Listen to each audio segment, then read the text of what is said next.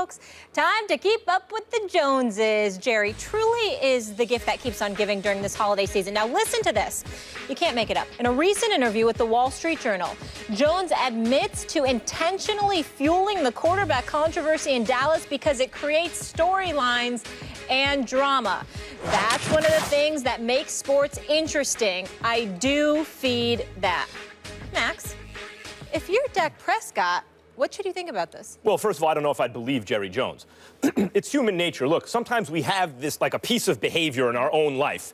And after the fact, we try to figure out why we did something. And so we map on these reasons in retrospect. Well, I did this because of that, as though it followed this very logical cause and effect pattern and we had it planned out, when in reality, if you really think about it, no, we didn't. We don't know. There are reasons we did it, but it wasn't those reasons. Just now it makes sense that we said that. And I think he's embarrassed by the fact that he caused this controversy. And now I think Jerry Jones is making this up. At least maybe not intentionally lying or anything, just mapping on reasons that would make sense now, given what's happened, whether that's conscious or unconscious. That's the first thing I would think if I were Dak Prescott.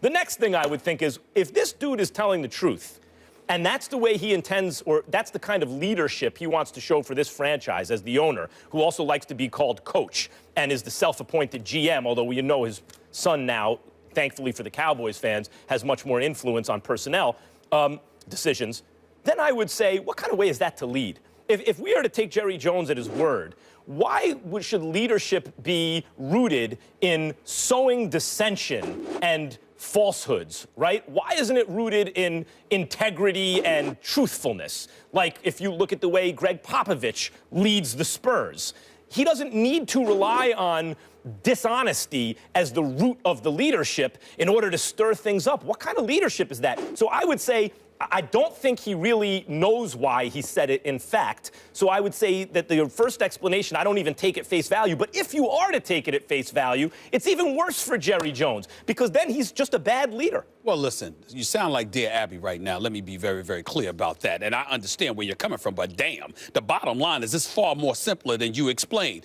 Jerry Jones was trying to sabotage Dak Prescott. He wants Tony Romo up in there. Now, my man Michael Irvin, Mr. Pom Pom himself, because I thought that he had a lot more objectivity about the Dallas Cowboys in years past. He always has. But this year, he seems to be caught up in the sauce. And as a result of that, he's got his pom-poms on, which is understandable because that's who he was a Hall of Famer for, the Dallas Cowboys. But it's still sickening to hear the playmaker, just bloviate about them. Having said all of that, he tried to make the point Jerry Jones is just playing games here because he's trying to elevate Tony Romo's value around the league to give the impression that he's far, far more valuable than people realize, so he could get something in exchange for Tony Romo. If that was the case, listen, that would make sense to me. Yeah, let me tell you why it doesn't make sense. Because him talking about Tony Romo doesn't speak louder than Tony Romo's resume. He's 78-49 as a starting quarterback for the Dallas Cowboys in his NFL career. That would speak volumes for Tony Romo, not Jerry Jones pontificating about him. We don't need to hear Jerry Jones on that. Jerry Jones knows this. Jerry Jones was trying to sabotage Dak Prescott.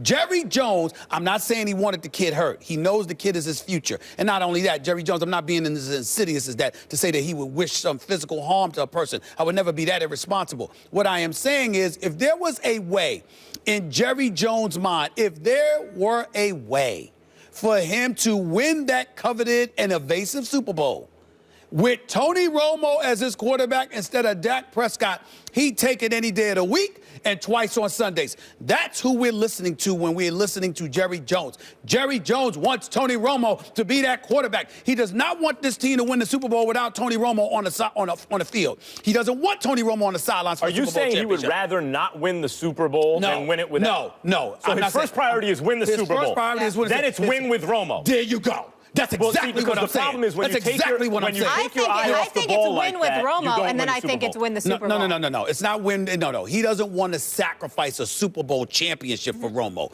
But if he could have, if he could have, that's right. He can't get out of his own way. But if he could have the Super Bowl and Romo, that would be ideal. Most owners are like this: give it to me any way I can get it. I can give a damn. No, Jerry wants Romo. So you believe him that he truly feels this way, that he's intentionally fueling that. Absolutely. He's lying, and I'm going to say he's lying.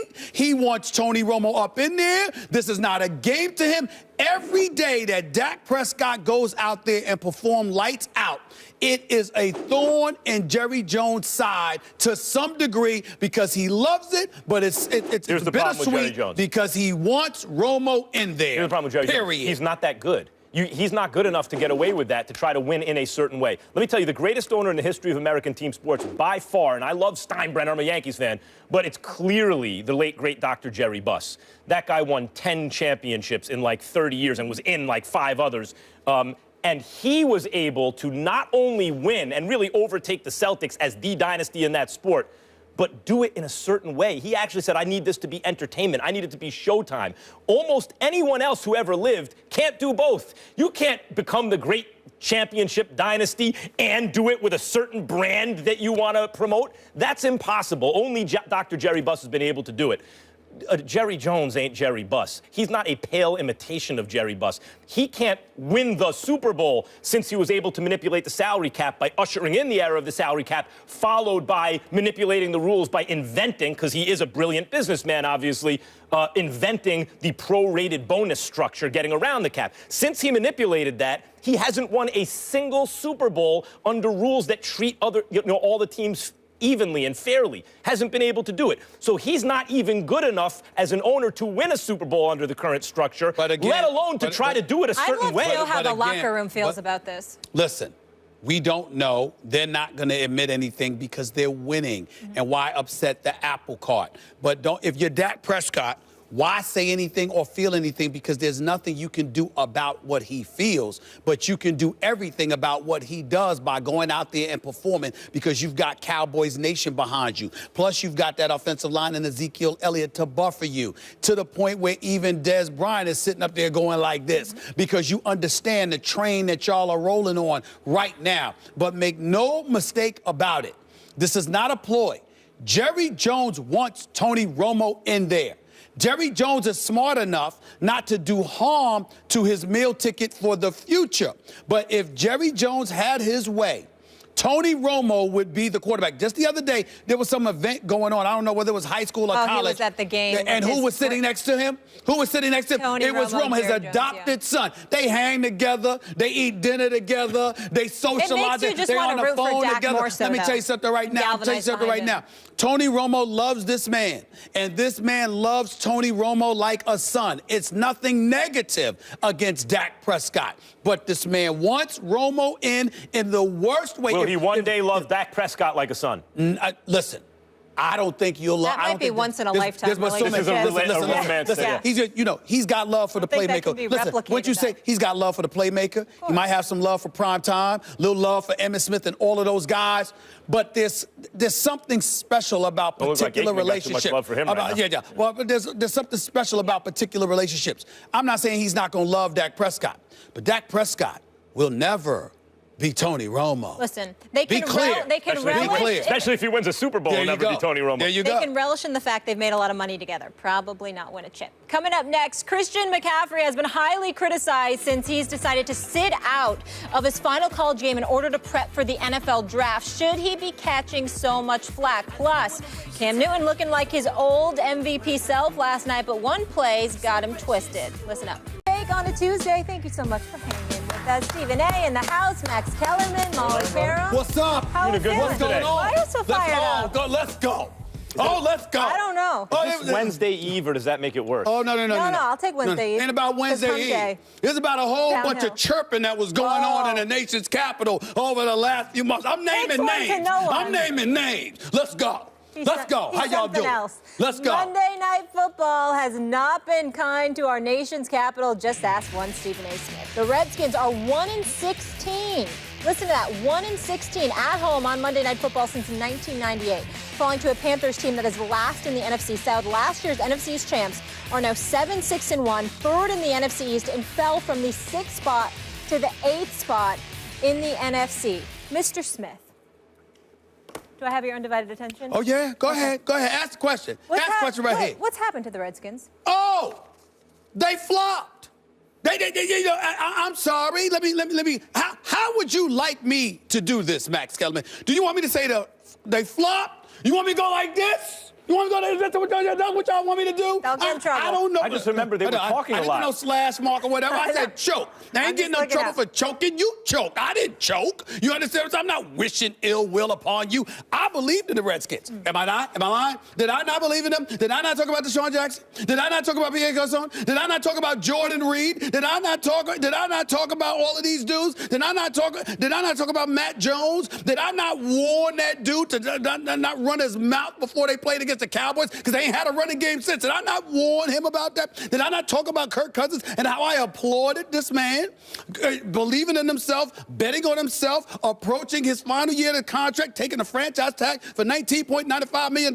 Was that not me? Was I not the one that was subjected to scrutiny by my friend Doc Walker, his radio show in D.C.? That's my man. I love Doc Walker. Brian Mitchell, don't know him too well. Really good guy, very, very knowledgeable about football. You understand? We know what he did as a Redskin. No disrespect to him, no shade to him. But I would dare say that he was cruel to me. He was not kind to me when I was a guest on 980 ESPN radio in Washington, D.C., treating a guest like that. Why? Because I had the temerity. Because I had the temerity, the unmitigated gall to sit up there and say, excuse me, why are you walking around here calling yourself the champions of the NFC East and all of this other stuff when the Dallas Cowboys are in first place? That was me. That was me. If y'all don't believe me, if y'all don't recall what the video stated, could you show it, please? Take it away. We run the damn East. Not really, not that, not all of them. We run the East. You better remember who got that damn title. Y'all forgot who the real champs in the NFC East is. Everybody picking up the champs. You see what I'm saying? You see what I'm saying? This is not about numbers. This is not about the night that Cam Newton had. This is not about the night that the Redskins, statistically speaking, they didn't show up. They were missing tackles. They were dropping passes. This was about the fact that this was a Monday night game. By the way, a Monday night game, I think they've lost 16 of their last 17 appearances on Monday Night Football. I would dare make the argument that Redskins should be banned from Monday Night Football. I don't think they should be allowed. Why do you get to lose that much on national TV? We shouldn't be subjected to such an aptitude. I would say that the NFL schedule makers should prohibit, forbid, ban the Washington Redskins from Monday Night Football until further notice, because I think a legitimate argument can be made that they no longer belong on national television. Your offense couldn't get anything going. Your defense couldn't make stops when it needed to. You had Josh Norman out there, okay? You know that you acquired him. He's a $50 million man guaranteed, $75 million overall. You were looking for him to make some noise, but he needed help. And you had a whole bunch of dudes on the Redskins who are relative rough riders. We know they can play. I got respect for them, but we questioned, what did I say? Just like the Cowboys can be an accident waiting to happen, what do I say about the Redskins? They are allergic to prosperity. The second you expect anything from this team, they don't show up. Poor John Gruden there, watching his little brother coach this team last night, being subjected to this nonsense on national television. But I'm not surprised, because when you chirp and chirp and chirp, these are the kind of things happening. And by the way, I've gotten on the Dallas Cowboys for not winning a Super Bowl since 1995. Really? The Redskins haven't won one since 1991. 1991. This team is 25 years and counting away from a Super Bowl. The team with the Hogs, the team with, Joe Gibbs is the coach. Joe Theismann was a Super Bowl. Mark Ripien won a damn Super Bowl, for crying out loud. Dougie Williams, the first black quarterback to do it. There's great history and tradition with these Washington Redskins. Does this team stand up to the challenge and respond? No. They fold like cheap tents. They folded. They choked. They didn't get it done. They brought it on themselves, and that's what I wanted to say. I have one more question for you. I want to follow up with this. Sure. What was the criticism? Look, when they came out and said, then I'll get to my point. When they came out and said, we're the champs of the NFC, we run the NFC East. It's early in the season. You're not in first place.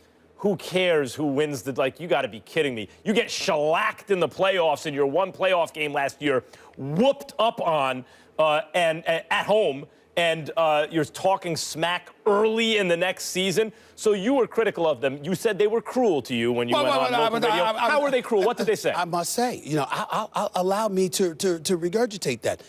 Doc Walker is the voice of the Redskins. That's my brother. I love him. I'm just playing around with him. That's my man, okay?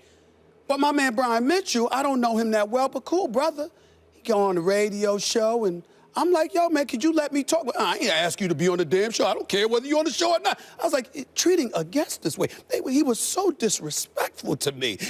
What was their argument, though? Their argument was, why are you going to get on the Redskins like that? But they're not that good. Because, you would just speculate. You just guessing about what? That I saw him walking into the locker room talking smack, so I had a comment about it? It wasn't like I did some insider report and reported some false information or something like that. All I did was say, what the hell are you worried about the NFC? Today is the day. Look, even if you were guessing, your guess turned out to be right. To answer your question directly, it seemed to be a bit personal to me. It seemed like Brian Mitchell felt like I was talking about him, like he's still playing for the Redskins. No, when he was playing for the Redskins, they were actually winning games. They were actually winning games. Not the case right now. Yeah, well, so I mean, like, they win. What's up? They win like half their games. Listen, here's the thing about Washington, and they took it personally, which means they're also thin-skinned on top of being mediocre.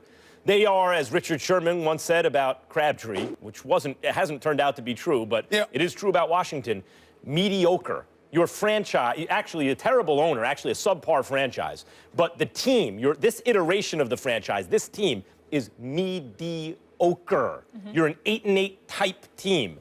And for them to pretend that they're otherwise and to be critical of you or anyone, which also shows they're thin-skinned, is ridiculous. And today is the day for those who predicted that they're mediocre or that you shouldn't be bragging early in the season about running the NFC East when you're not even in first place at that point. That's the day that those people get to gloat, and you have to shut up. Now, here's the problem with Washington. Go ahead. And this is what I took from the game. I thought you just said the problem very eloquently, I might add, but continue. Thank you very much. But continue. The problem is this. The playoffs are on the line. You are at home on Monday Night Football, favored against a team with, though they're not mathematically eliminated in Carolina, nothing to play for. That team looked like it quit on this season long ago. You're favored to win, and they come into your house on Monday Night Football. And this is the most troubling thing if you're a Washington fan. On both sides of the ball, in terms of the running game, they were dominated. Now, why is that significant? Jonathan Stewart, yes. Because at this point of the season, what that comes down to is the point of attack on the line of scrimmage. And what that comes down to is who's ready to play. So the bottom line is the Washington franchise rolled over and said, scratch my belly. With the playoffs on the line, at the point of attack on the line of scrimmage, they got punked. Both sides of the ball. Right. That is a mediocre team that is not ready for prime time. Well, you could say they're a mediocre team. They don't have mediocre talent to me. I think Jordan Reed is a stud. He was stupid last night for getting himself kicked out of the game. That just wasn't smart. First of all, what the hell are you doing punching somebody with a helmet on? They got a helmet on and you're using your fist to punch them. That's just dumb, okay? I'm sorry, I'm not calling him dumb. I'm calling his actions dumb, stupid, idiotic, and worthy of being ejected from the game just for stupidity alone. What the hell are you? First of all, you're fragile enough. You're always injured. And then you're going to sit up there with your hand and punch somebody's helmet? That's just stupid. That's number one. Number two, now see, I told you I'm naming names here. This dude, Robert Kelly, remember him? Oh, you're back on him? Hold on, wait a minute. This is the dude that talked about what do you call the Cowboys? The Cowgirl? Cowgirls. Right, before he played the Cowboys. So they happened to lose that game. That game, he rushes for 37 yards. 37 yards. Do you know this man hasn't had more than 63 yards rushing in the game since? And oh, by the way, last night, 9 carries, 8 yards. So you chirped and opened your mouth, and sure enough, you ain't getting it done. And so I look at stuff like that. I'm not going to get on my man Chris Baker because he's got a mouth, but he backs it up. He can play the whole bit. Collectively speaking, they got to get something together. I don't know if Jay Gruden is the answer, but at the same time, I can't put last night on him. They're professionals. They get paid. If there was something schematically wrong and guys were wide open and y'all seem to be a bit discombobulated, that I will point the finger at. But in terms of effort, in terms of making tackles, in terms of making catches, I can't put that on Jay Gruden. I got to look at this team. And please don't get me wrong. Doc Walker, I'm playing around because I got nothing but love for them. But Doc Walker knows this football. Brian Mitchell knows this football. I will lean on them to give me the expertise on the nuances that may have transpired you think yesterday. You'll get a call today? Every year, though? Every year you need the nuances, they never win. Well, I'm just saying, but they call it out. I'm saying they call it like they see it, so I'm good with that. Right. I'm just simply saying, with this Redskins team, you got Josh Norman, you got Breland, you got Kerrigan in the crew, you got Baker in the crew. On offense, Garcon, Deshaun Jackson, Crowder's big time. Come on, you got all the weapons. They don't have the guys up front on defense. To me, they are an averagely talented team on offense, over average, team, on defense, under average, maybe barely. Let me tell you something. Forget about the fact that they have an arrogant and unapologetic owner who should change the name of that team years ago and is doubling down. It's stupid and arrogant. I'm glad you brought it up because that's where your heart lies. Well, okay, fine. Number two, I'm also a Giants fan. Let me tell Washington, and I lived in D.C. for 15 months. At least I had an apartment down there when I was hosting originally Around the Horn in 0203. Yes. I know what kind of football town that is. It's an insane football town. There is no town in the United States of America that cares more about their team than Washington cares about their team. I acknowledge that, guys. But let me just tell you what it's like to be a Giants fan, a fan of another team in the NFC East. I see the Cowboys on the schedule. I'm like, ooh, I want to get them. That's going to be a tough game. I see the Eagles on the schedule, even when the Eagles aren't good. Like, I'm worried about this week's game with the Eagles because they always play the Giants tough. The one team, and it doesn't mean that the Giants always win this game, where the other NFC East teams go, oh, good, we got them on the schedule, is Washington. The rest of the division loves to see you on the schedule because everyone else we view as a tougher situation than Washington. They are the ones, even when they won the division last year, even when they had RG3, and I was like, uh-oh, he's a problem. I was still happier to see them on the schedule coming up than the Cowboys or the Eagles. The difference between those old teams and this one is this one has more mouth. They talk a lot. Yeah. And they fail to back it up. Well, they won't win it again this year. We haven't had a repeat champ in the NFC East in 12 years. You know